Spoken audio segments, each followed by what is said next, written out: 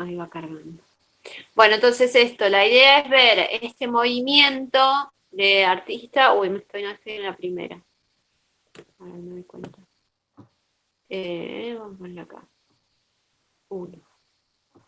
Ahí está. Este grupo de artistas que son alemanes, pero que por ahí quedan por fuera del movimiento de los hermanos Schlegel, son un poquito posteriores, están influidos por ese desarrollo filosófico, estético, que también influencia a Friedrich, pero son como un grupo aparte, específico, con sus características, que dura poco tiempo, pero que a su vez va a incluir después a los artistas ingleses, sobre todo los de la hermandad prerrafaelita. Entonces ahí siempre los terminamos mencionando como influencia, entonces también está bueno ver lo que plantea Rosenblum y Jansson plantean sobre este grupo.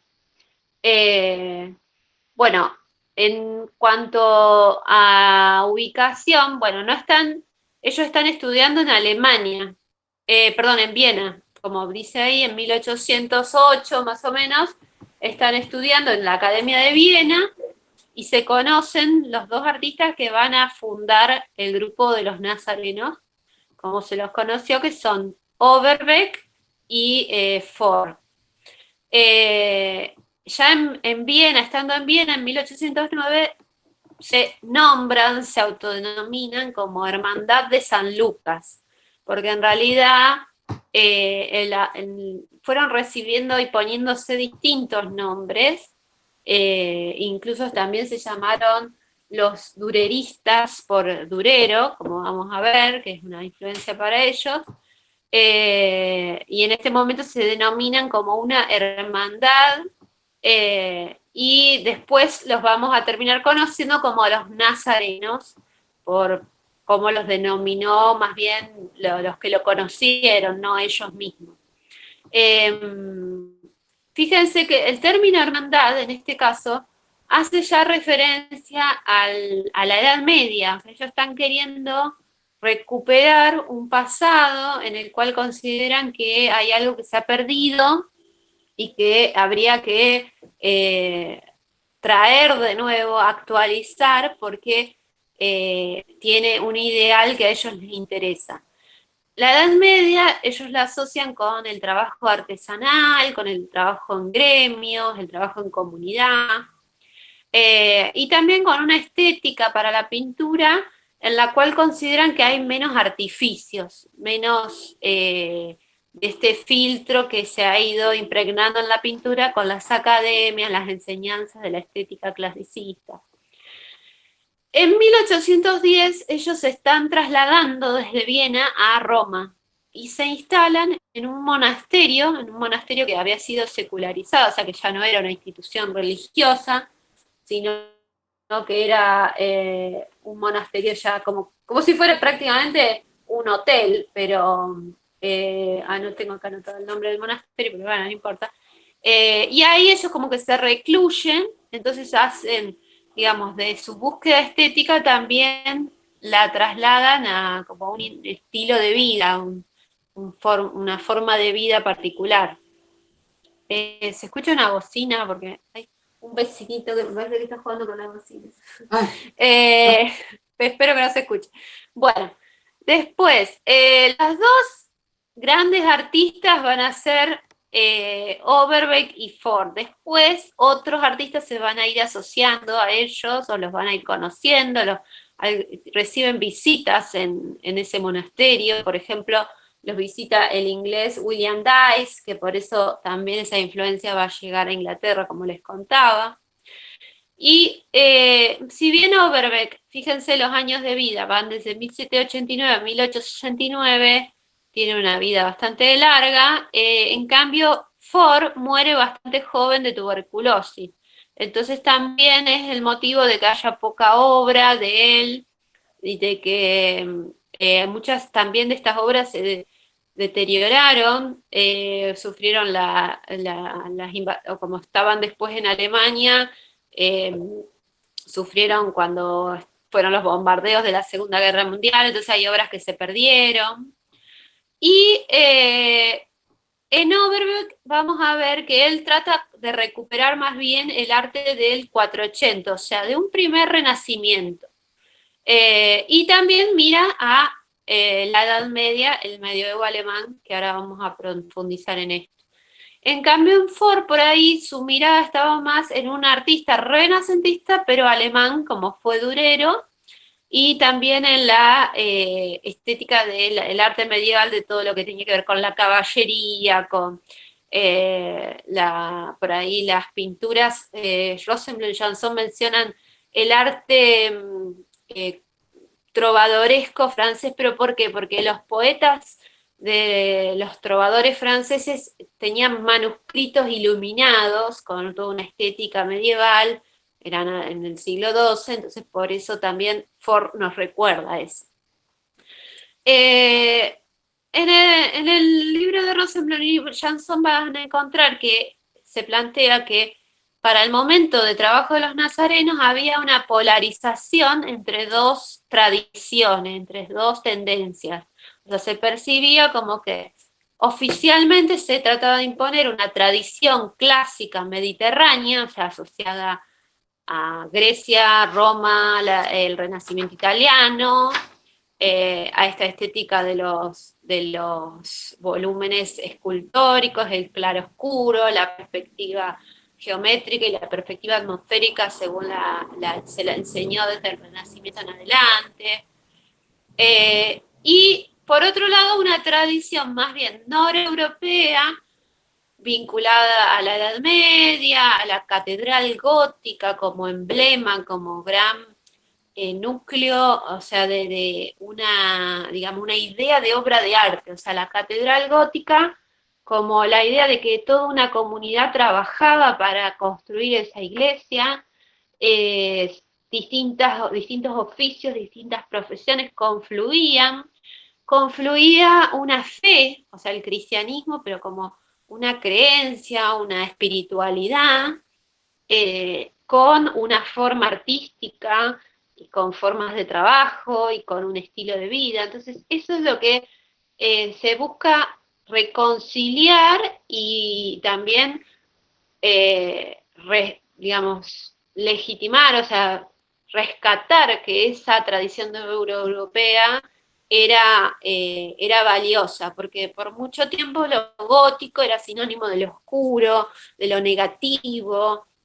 Entonces vamos a tener acá en los nazarenos uno de los primeros revival, como lo llaman algunos autores. Argan tiene un libro sobre el revival, o sea, por ahí lo podemos pensar como un anacronismo, como traer algo antiguo de nuevo al presente. Entonces hay algo de esto, pero no por eso deja de tener aportes nuevos, aportes propios, tanto el grupo de los nazarenos como otras miradas que juegan con lo anacrónico, con el anacronismo. Bueno,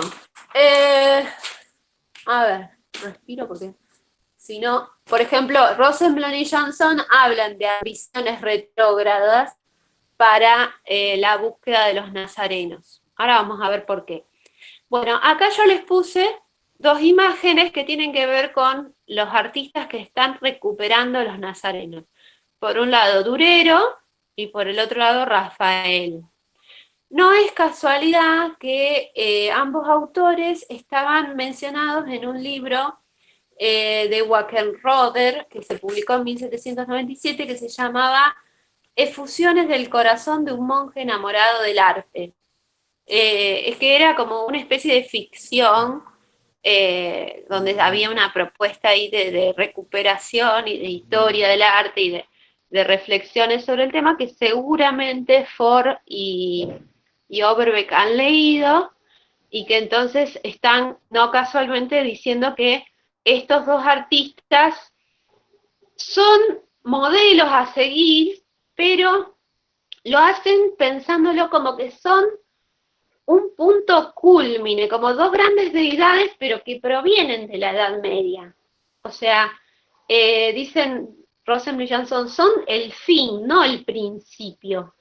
O sea, todo lo que vino después ya no les convence. Por ejemplo, un renacimiento a lo Tiziano, a lo Correggio, un renacimiento más tardío ya no les parece que sea sincero, que sea valioso. En cambio, sí rescatan en estos dos artistas como grandes producciones pictóricas y a su vez con una sensibilidad que ellos quieren recuperar.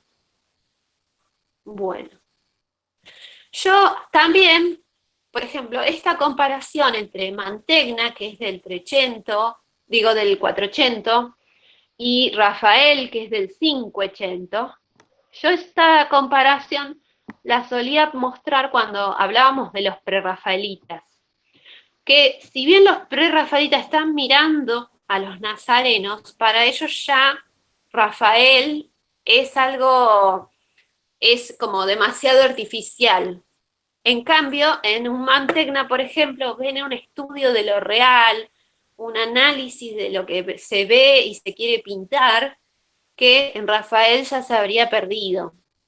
Entonces es llamativo cómo estos artistas anteriores a los prerrafaelitas, sin embargo, todavía glorifican a Rafael, lo admiran, no lo cuestionan.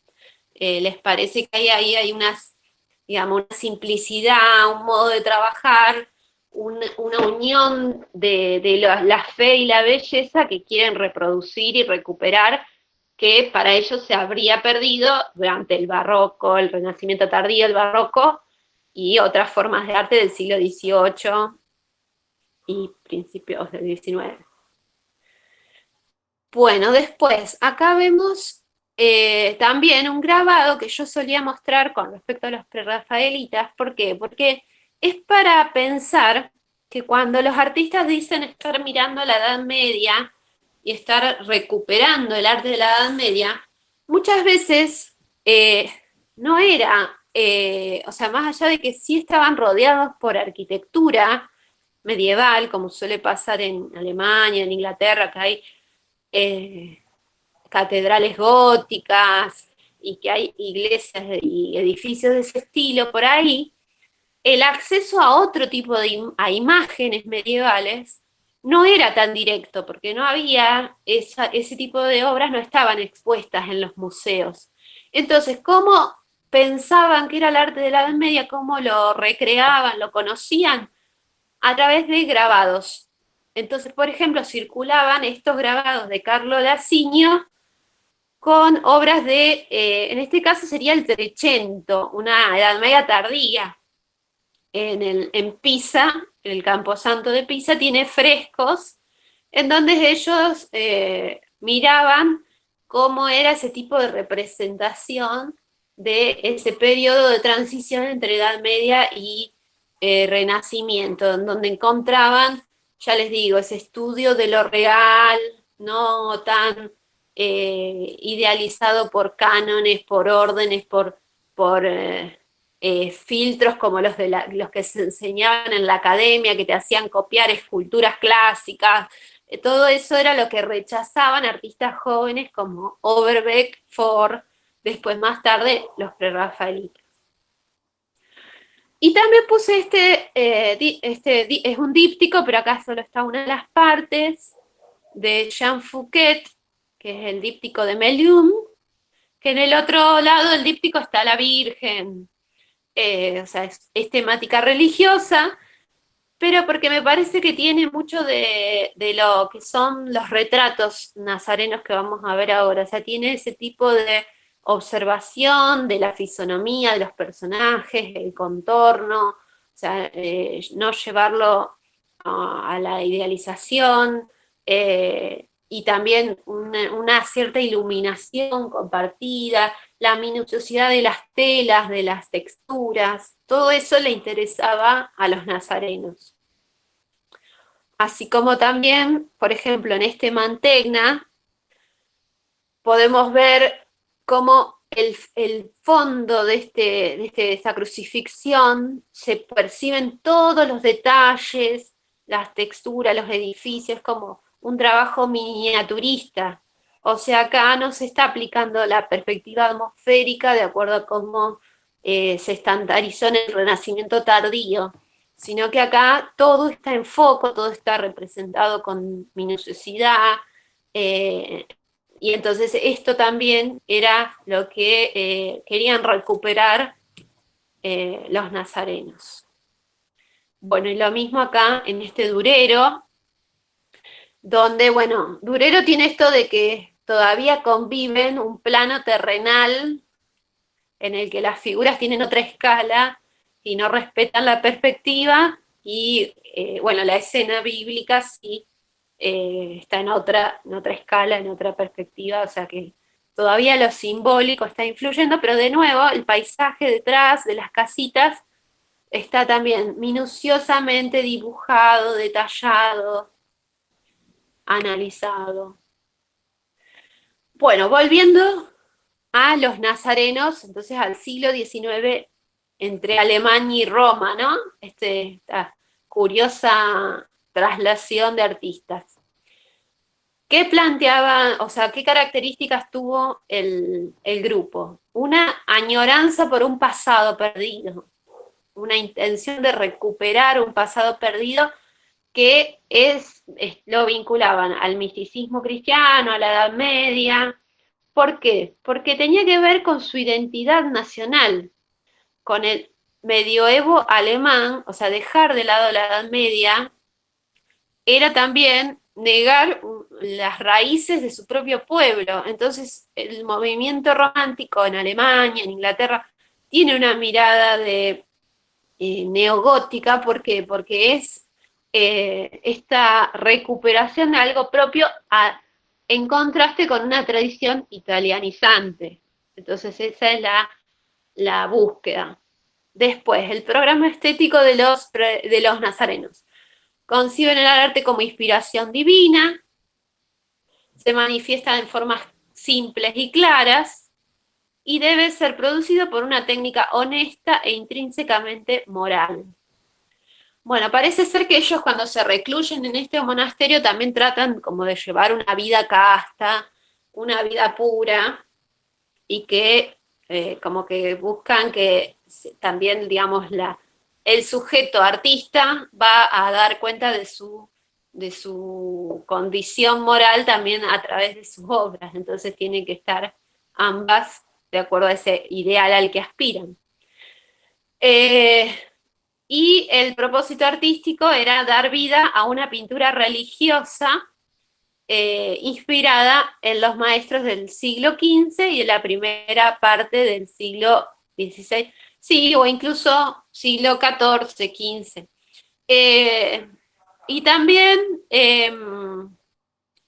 hablando de la moral, me gusta porque Rosenblum y Janson deslizan ahí como que había un vínculo estrecho entre Ford y Overbeck. Lo dejamos ahí, pero me sorprendió el modo en que, hablando de lo biográfico, de no meter lo biográfico, parece que Rosenblum y Janson, uy, se me cayó el teléfono, no se pudieron contener de deslizar esa alusión. Así de que como que eran algo más que amigos pintores. Pero bueno, vamos, todos cometen, ven, el mismo, no error, digamos, la misma gesta. Y bueno, sí, a veces, sí, la vida privada se hace. Secuela. Secuela, secuela. Bueno, entonces ahora vemos las obras propiamente de ellos. Bueno, por ejemplo, este retrato de Overbeck retrata a su compañero Ford, hablando del tema. Es una obra temprana del año en que se instalan en el monasterio. Entonces, vemos cómo, bueno, por un lado, en lo temático buscan recuperar lo gótico, hacer una iglesia gótica, las vestimentas son un poco anacrónicas, pero no son reconstrucciones históricas, no es que se ciñan así documentalmente a un momento de la historia, sino que aluden a ese pasado perdido.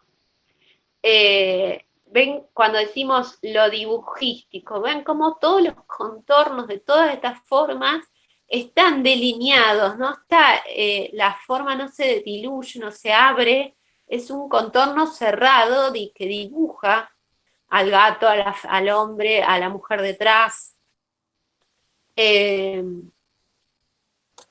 Bueno, y tampoco se van a fijar mucho en respetar la perspectiva.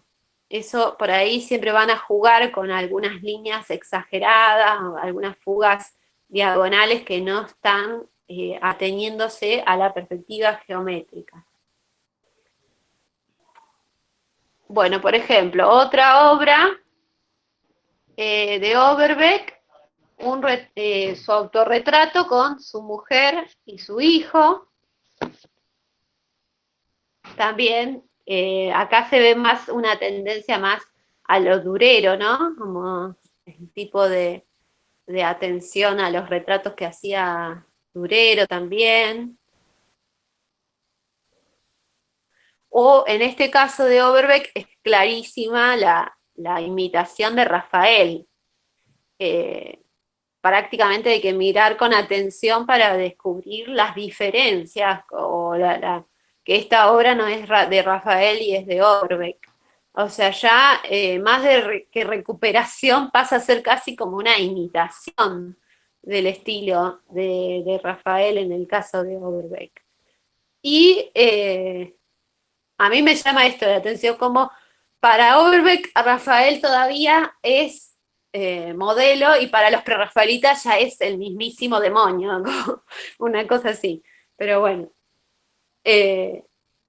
Y, uy, esperen, dos. Bueno, y la más conocida de las pinturas de los nazarenos es esta, Italia y Germania, o Italia y Alemania, a veces aparece, aunque en realidad esto, el personaje es Germania, porque Alemania todavía no existía como tal, que es una idea de Ford, que realiza primero una obra Ford, eh, y después, quería ver qué año la puse, 28. Claro, en el 1811 Overbeck también hace como su propia versión. O sea, hacen los dos la misma versión del tema, pero la termina casi 10 años después, o sea, de 1811 hasta 1828, no, más de 10 años, claro, serían casi 20 años después, la sigue trabajando, la sigue pintando. Entonces, en esta obra queda como plasmado ese ideal, esa aspiración que tenían de reconciliar lo nórdico con lo mediterráneo, la Edad Media con el Renacimiento, digamos, el cristianismo con la herencia medieval, o sea, el cristianismo medieval con la tradición clásica. Entonces, una de las figuras, las dos son idealizaciones, las dos son como alegorías. Una representa a Italia, la otra representa a Germania, entonces detrás tiene una catedral gótica, y Italia tiene una iglesia más bizantina, más pequeña.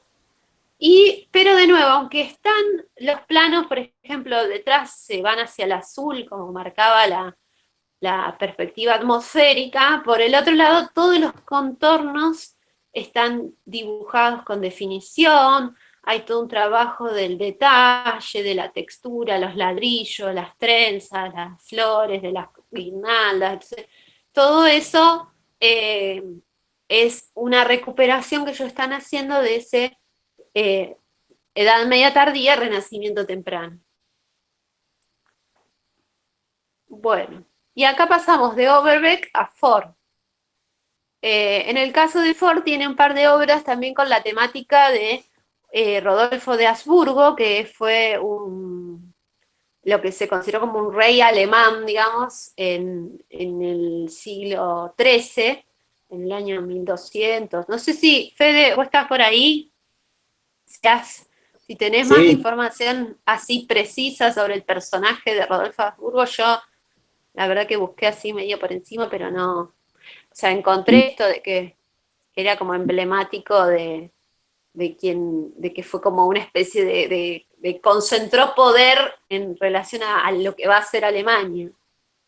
No, no tengo datos No, así. tampoco. Bueno, la familia Pero bueno, de los Habsburgo siguió gobernando, inclusive con alianzas por matrimonio, tanto en el Imperio Germano como en el Imperio Austrohúngaro.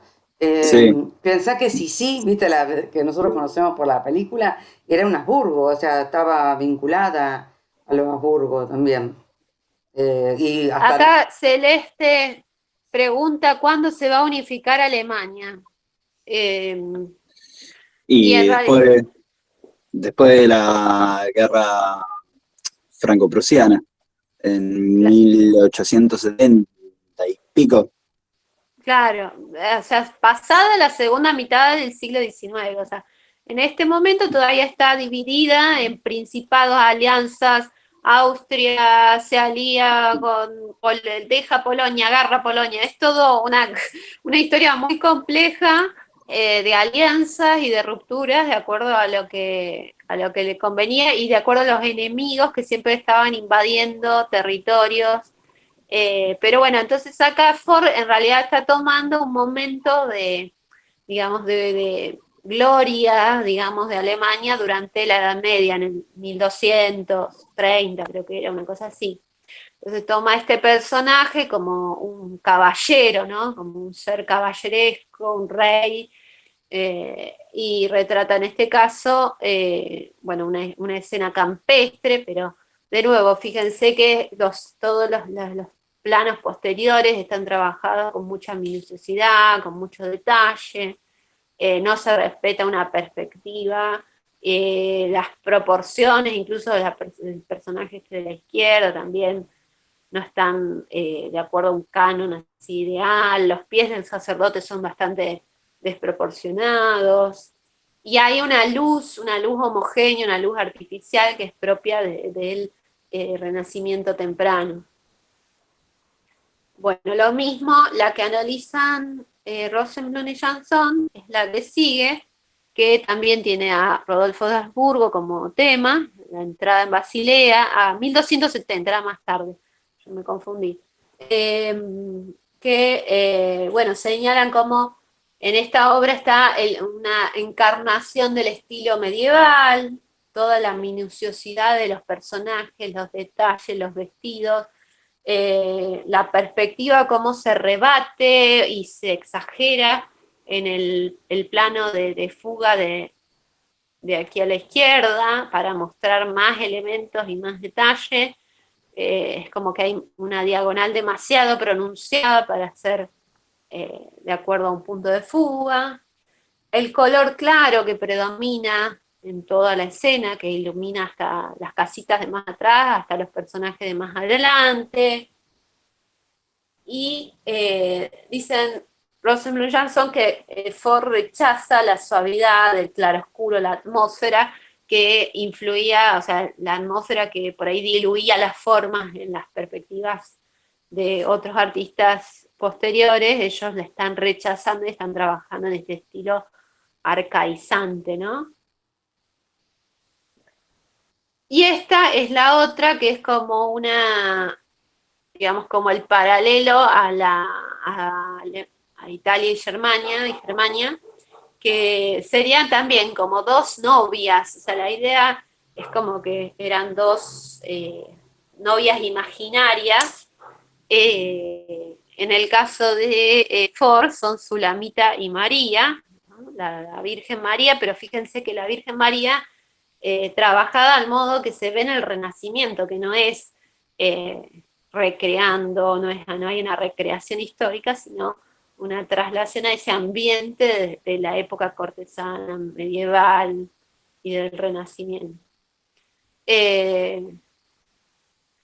Y con el formato de díptico, que ya de por sí remite a la Edad Media, a los momentos en que se pintaban retablos, se pintaba sobre tabla, y se ornamentaban las iglesias con dípticos, con trípticos, también los altares. Bueno, más o menos estos serían los dos principales artistas. También hay otro asociado que es Cornelius, que no sé, Fede, si lo tendrás vos, pero no lo mencionaban. eh, Fede, Rosenblum y Chanson. Fede, vos tenés artistas